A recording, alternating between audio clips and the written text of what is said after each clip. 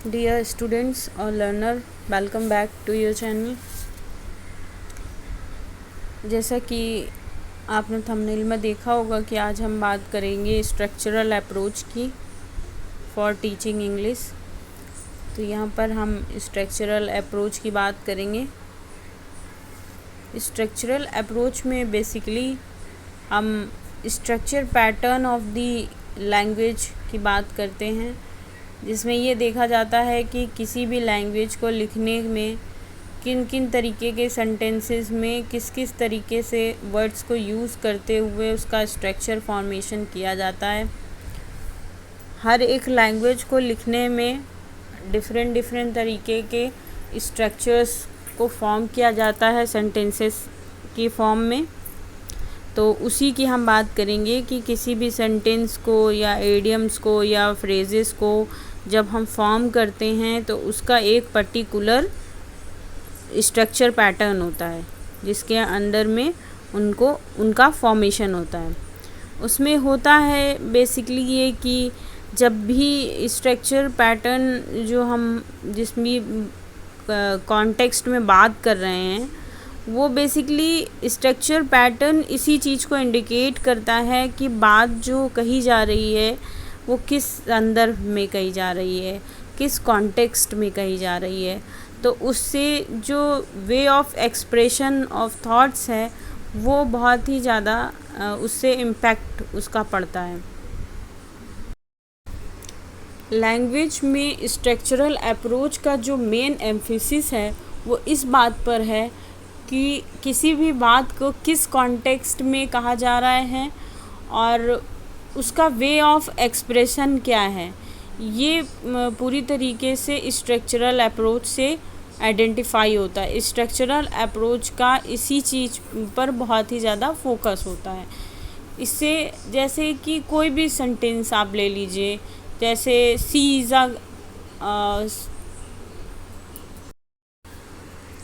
इसका जो main objective होता है वो होता है कि स्टूडेंट की जो कमांड है इंग्लिश लैंग्वेज पे और उसकी पैटर्न पे वो इंक्रीज़ हो और स्टूडेंट जो है वो ये लैंग्वेज को इफ़िशिएंटली इफ़ेक्टिवली यूज़ कर सकें। Now here we talk about the principles of the structural approach. In principle, first principle is the forming language habits. In language habits, जो स्टूडेंट है वो जब लैंग्वेज को यूज़ करता है तो वो जो लैंग्वेज सेंटेंस में जो वो यूज़ कर रहा है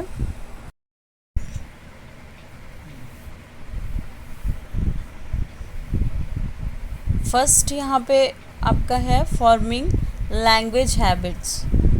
तो फॉर्मिंग लैंग्वेज हैबिट्स में जब भी स्टूडेंट इंग्लिश लैंग्वेज को यूज़ करेगा तो उस लैंग्वेज में जो भी वर्ड्स का अरेंजमेंट है, जो भी वर्ड्स का सीक्वेंस है सेंटेंसेस में, वो उसकी हैबिट में आ जाएंगी। जब उसको बार बार वो फॉर्म करेगा स्ट्रक्चरल अप्रोच को फोकस करते हुए, जब वो सेंटेंसेस को फॉर्म करेगा, उनके डिफरेंट काइंड्स ऑफ सेंटेंसेस को आइडेंटिफाई करेगा, उनको यूज़ करेगा डेली लैंग्वेज में, तो उससे क्या होगी, उसका हैबिट फॉर्मेशन होगा, arrangement of the sentences and arrangement of the words. और वर्ड्स के जो पैटर्न हैं, जो सेंटेंस का पैटर्न है, उसको भी वो ड्रिल करेगा, उसको अपने प्रैक्टिस में लेके आएगा। नेक्स्ट यहाँ पर है importance of speech. Importance of speech में स्टूडेंट जो भी वो राइटिंग करेगा या जो भी वो स्पीच को इम्पोर्टेंस ऑफ स्पीच में यहाँ पर जो ये प्रिंसिपल है वो इस बात पे ज़्यादा फोकस करता है कि जब स्टूडेंट किसी भी सेंटेंस को, किसी भी लैंग्वेज को बेसिकली जब वो बोलता है तो बोलने में ज़्यादा अंडरस्टैंडिंग होती है, ज़्यादा उसका प्रैक्टिस होता है और ज़्यादा वो लैंग्वेज से फैमिलियर हो पाता है। तो यहाँ पर जो लर्निंग है वो बोलने के थ्रू, स्पीच के थ्रू ज़्यादा इफ़ेक्टिव होती है कंपेरेटिवली अदर स्किल्स।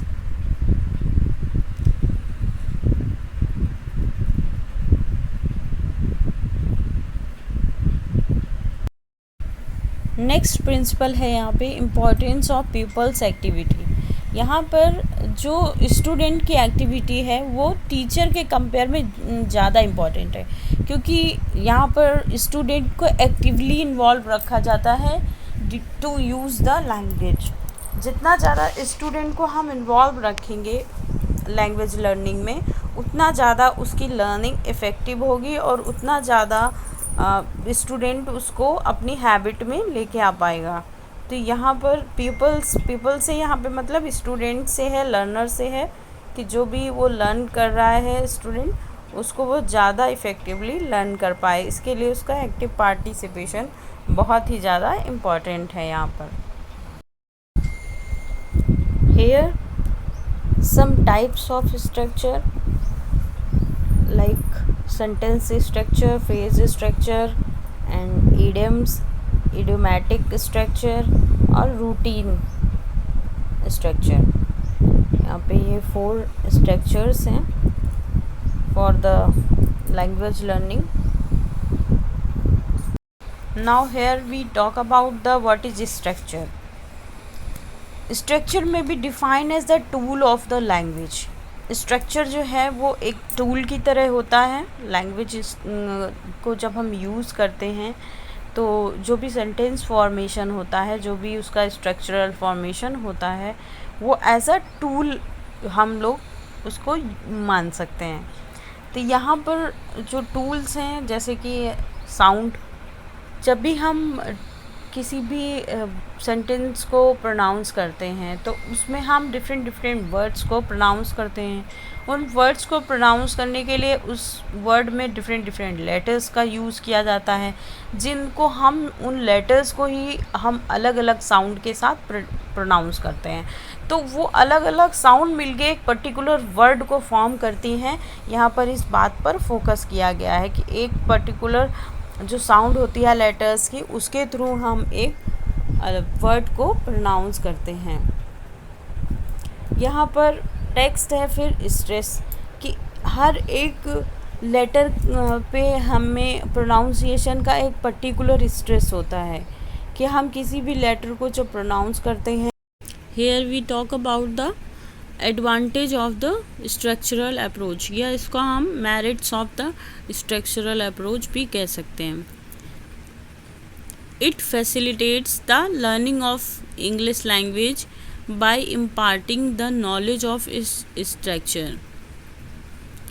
ये जो स्ट्रक्चरल अप्रोच यहाँ पर कहने से मतलब है कि स्ट्रक्चरल अप्रोच में जो स्ट्रक्चर की नॉलेज देने के अलावा ये क्या करता है, फैसिलिटेट करता है लैंग्वेज लर्निंग को भी।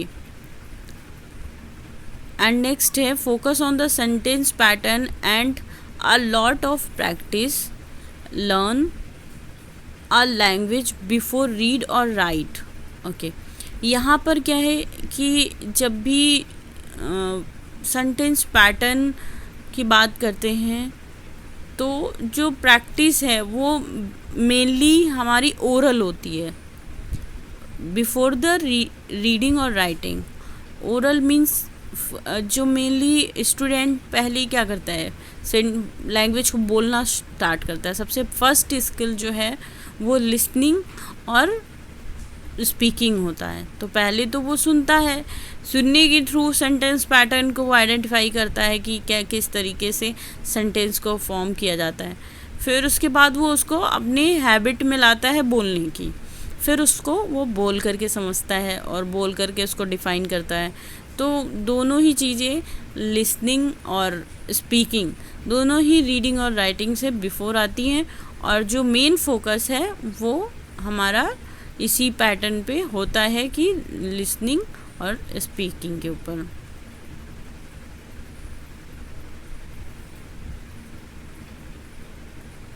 नेक्स्ट है यहाँ पर by learning the structure of sentence the learner automatically learns some grammar, word order and use of words. यहाँ पर जो स्टूडेंट नेक्स्ट यहाँ पर है, by learning the structure of the sentences, the learner automatically learns some grammar, words order and use of words. The common error can be avoided in grammar and composition. Okay यहाँ पर इस sentence में कहने का मतलब है कि जब भी स्ट्रक्चरल अप्रोच के थ्रू स्टूडेंट लैंग्वेज को लर्न करता है तो बहुत सारे जो ग्रामेटिकल रूल्स हैं या वर्ड्स का अरेंजमेंट है या वर्ड्स का जो ऑर्डर है या use of the different words है वो स्टूडेंट ऑटोमेटिकली सीख जाता है, क्योंकि वो डिफरेंट स्ट्रक्चर और पैटर्न ऑफ दी सेंटेंसेस का यूज़ कर रहा होता है डेली बेसिस पे या अपने टीचिंग स्किल्स में, लर्निंग स्किल्स में। तो वहाँ पर ग्रामेटिकल जो एरर्स हैं उनको भी कई बारी अवॉइड किया जाता है। नेक्स्ट यहाँ पर है enables learner to speak the language first। सबसे पहले स्टूडेंट्स को या लर्नर को, जो भी लर्न कर रहा है लैंग्वेज को, उसको हमें लैंग्वेज को स्पीक मतलब बोलने के लायक बनाना होता है। सबसे पहले ही और she have to learn the language to speak. Next है यहाँ पे टीचेस ऑल 4 स्किल्स, मतलब यहाँ पर listening, speaking, reading and writing, 4 ये स्किल्स होते हैं लैंग्वेज लर्निंग के। ये चारों ही स्किल्स को स्टूडेंट को सिखाया जाता है इस अप्रोच के अंडर में। जैसे पहले वो लिसन, उसको टीचर वर्बली बोलेगा क्लास में, फिर वो बच्चे को इन्हेंस करेगा कि वो बोले, फिर बच्चा उसको रीड आउट करेगा different structure of the sentences को, फिर वो उसको राइट करेगा। नेक्स्ट यहाँ पे based on the scientific principles at every stage the objective is clearly defined. जैसे कि मैंने यहाँ पे फर्स्ट ऊपर में बताया अभी, listening, speaking, reading and writing, ये स्किल्स के अंडर में इस अप्रोच को सिखाया जाता है। तो based on the scientific principle मतलब कि the objective is clearly defined, यहाँ के जो ऑब्जेक्टिव होते हैं वो क्लियरली डिफाइंड होते हैं। इस अप्रोच में जो ऑब्जेक्टिव्स हैं लैंग्वेज लर्निंग के वो क्लियरली डिफाइंड होते हैं, क्योंकि एवरी स्टेज में, जैसे कि listening, speaking, reading and writing, जितने भी ये स्टेजेस हैं इन सभी में जो ऑब्जेक्टिव हैं वो क्लियरली डिफाइंड है कि जब आपको लिसनिंग सिखाना है तो आप टीचर को बोलना है, उसको एक्सप्लेन करना है, बच्चे उसको लिसन करेंगे और अंडरस्टैंड करेंगे। तो objective should be clearly defined. यहाँ पर पता है कि बच्चे को सबसे पहले हमें लिसनिंग की स्किल डेवलप करानी है, फिर हमें स्पीकिंग स्किल डेवलप करानी है, देन रीडिंग, देन राइटिंग। तो यहाँ पर क्लियरली डिफाइंड होते हैं ऑब्जेक्टिव। नेक्स्ट हम बात करेंगे habit of speaking English is developed right from the beginning, drilling helps in removal of hesitation. जो यहाँ पर जो स्पीकिंग है, speaking of any language, not only the English, any language, जब भी हम स्टूडेंट्स में हैबिट फॉर्म करते हैं, जब भी हैबिट फॉर्मेशन कर देते हैं तो उनका जो स्टूडेंट का जो हेजिटेशन होता है to use the language, to speak the language, to write और टू रीड द लैंग्वेज, जो हेजिटेशन होता है वो ऑटोमेटिकली रिमूव हो जाता है ड्यू टू द ड्रिलिंग। जितना ज़्यादा वो उसको हैबिट में लाएंगे, जितना ज़्यादा वो उस लैंग्वेज की प्रैक्टिस करेंगे, उतना ज़्यादा जो उनका हेजिटेशन है लैंग्वेज के अगेंस्ट वो रिमूव हो जाता है। जैसे बिगनर्स हैं, स्टार्टिंग में जो बिगनिंग में उनमें हेजिटेशन होता है लैंग्वेज को यूज़ करने से रिलेटेड, तो वो चीज़ रिमूव हो जाती है। अब हम नेक्स्ट बात करेंगे लिमिटेशंस। हमने अभी मेरिट्स की बात की थी, अब यहाँ पर लिमिटेशंस मतलब demerits of the structural approach. It does not solve the problem of the teaching English, only helps the teacher to know what he has to taught and what he should teach next. यहाँ पर ये कहना चाहते हैं कि ये वाला जो अप्रोच है वो टीचिंग इंग्लिश की प्रॉब्लम्स को सॉल्व नहीं करता है। जैसे कि टीचर को कोई प्रॉब्लम है या कोई प्रॉब्लमैटिक क्वेश्चन है तो उसको वो सॉल्व नहीं करता है, बट ये हेल्प करता है टीचर को ये जानने के लिए कि किस तरीके से वो पढ़ाए और क्या वो पढ़ाए, what he has taught और what he should teach next। अब उसे अगला क्या पढ़ाना है और क्या पढ़ाए वो, ये चीज़ उसको टीचर को पता होती है। Next, does not consider the capacity of learner and expect a great deal from the teacher। यहाँ पर ये जो कैपेसिटी ऑफ लर्नर है उसको कंसीडर नहीं करता है, मतलब स्टूडेंट्स के अंदर क्या कैपेसिटी है, कितना वो लर्न कर सकते हैं, कितना वो सीख सकते हैं या कितना ज़्यादा वो सीख सकते हैं, कितना कम वो सीख सकते हैं, इन सब चीज़ों पर को कंसीडर नहीं किया जाता है इस अप्रोच में। यहाँ पर aspects a great deal from the teacher, यहाँ पर टीचर की ही ग्रेट डील होती है कि टीचर ही जो बता रहे, जो पढ़ा रही है, जो समझा रहे, जो स्ट्रक्चरल पैटर्न वो बताना चाहता है स्टूडेंट को, जो एडमायर करना चाहता है, उसी पे मेन फोकस किया जाता है। Next, does not guide the teacher how to present a content, यहाँ पर टीचर को किसी भी तरीके का गाइडेंस नहीं होता है कि वो किस तरीके से कंटेंट को बच्चे को प्रेजेंट करे। And also no guideline for the written exercise, written exercise की भी कोई गाइडलाइन नहीं होती है इस अप्रोच में।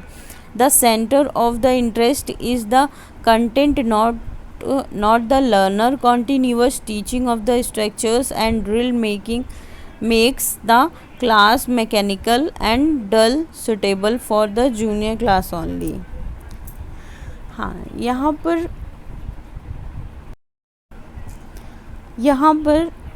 जो सेंटर ऑफ इंटरेस्ट है वो कंटेंट पर होता है कि क्या पढ़ाना है, क्या कंटेंट हम एडमायर करने जा रहे हैं स्टूडेंट्स पे, ना कि लर्नर्स यहाँ पे इंटरेस्ट होते हैं सिखाने के लिए। मतलब लर्नर का इंटरेस्ट या लर्नर को जो उसकी पसंद नापसंद यहाँ पर नहीं देखी जाती है, यहाँ पर जो इंटरेस्ट होता है वो मेनली कंटेंट होता है, किस कंटेंट को हमें पढ़ाना है। तो टीचर कंटेंट को मेनली फोकस करता है, not a learner interest. Next यहाँ पे है इसी में, continuous teaching of structure and drill makes the class mechanical and dull. Continuously जब हम स्ट्रक्चरल पैटर्न को ही टीच करते हैं और बच्चे को ड्रिल कराते हैं तो वो इस तरीके से जब भी किसी चीज़ को हम लगातार बताएंगे या लगातार पढ़ाएंगे या उसकी ड्रिल करवाएंगे, और जब भी हम किसी चीज़ को लगातार बच्चे को पढ़ाएंगे, लगातार बताएंगे, लगातार उसकी ड्रिल करवाएंगे, उसकी प्रैक्टिस करवाएंगे, तो इससे क्या होता है, जो क्लास का एनवायरनमेंट होता है वो डल हो जाता है, बच्चा थोड़ा बोरिंग फील करने लग जाते हैं। और इस तरीके की चीज़ें जूनियर क्लासेस में सूटेबल होती हैं, बट इनिशियल स्टेज की क्लासेस में ये सूटेबल नहीं होती हैं।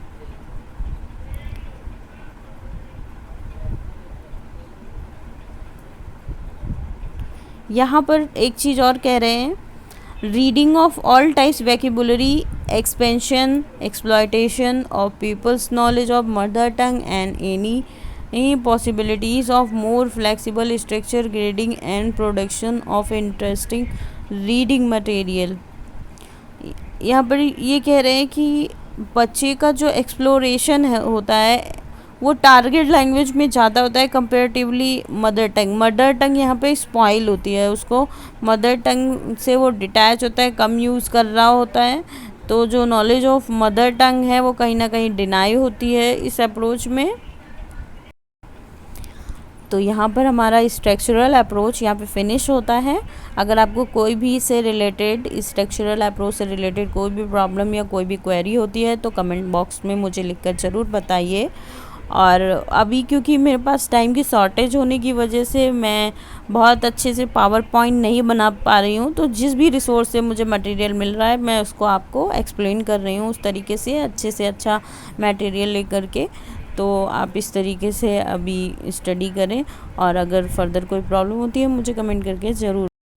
अगर आपको मेरा वीडियो अच्छा लगा हो तो इसे लाइक करें, चैनल को सब्सक्राइब करें और बेल आइकन प्रेस करना ना भूलें, ताकि आपको मेरे आने वाले जो भी अगले वीडियोस या नोटिफिकेशन हो वो आपको मिलते रहें proper. And thank you for the watching. Bye bye.